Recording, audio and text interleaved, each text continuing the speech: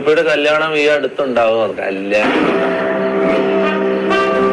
കല്യാണം കഴിക്കണം എന്നല്ല ഉണ്ട്. പക്ഷേ എനിക്കന്ന് കല്യാണം മുട്ട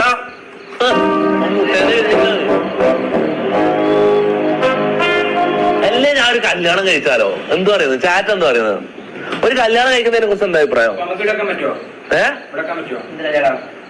കല്യാണം കഴിച്ചാൽ നിങ്ങൾ നിൽക്കുന്നതിന് എന്താ?